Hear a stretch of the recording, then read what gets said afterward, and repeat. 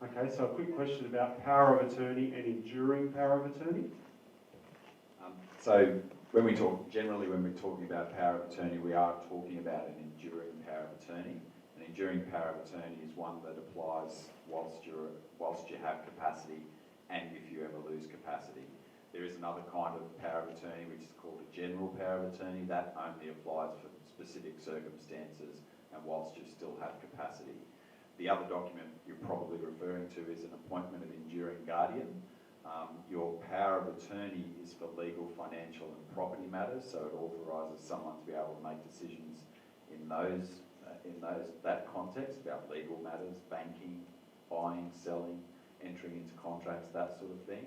Enduring guardianship is about authorising someone to make decisions about your personal well-being if you ever lose capacity to make decisions for yourself. And with both of those documents, they're very easy documents to do. You can go down to the courthouse and get them done. They will actually witness the documents for you there.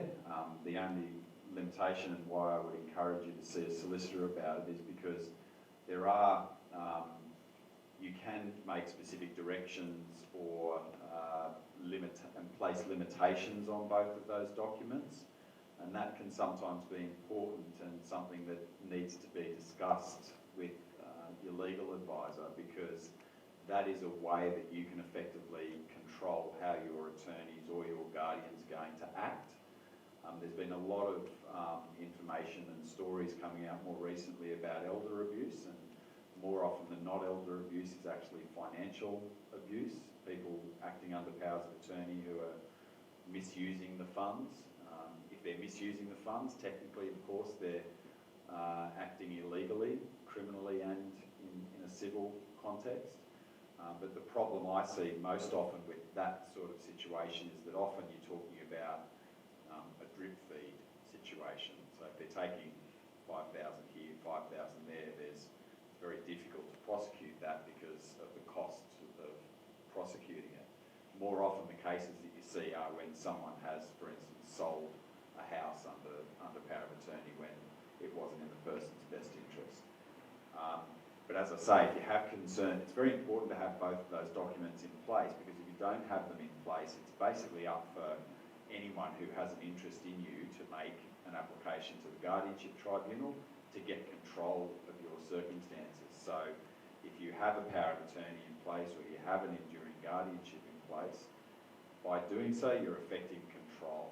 So you're able to affect control over who is able to make these kind of decisions for you.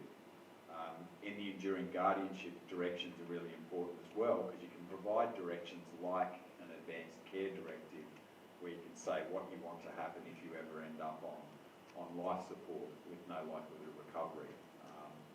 You can make very specific directions. My general advice is, in the same way with wills, you don't really want to try and will from the grave too much. You want to make them as broad as possible.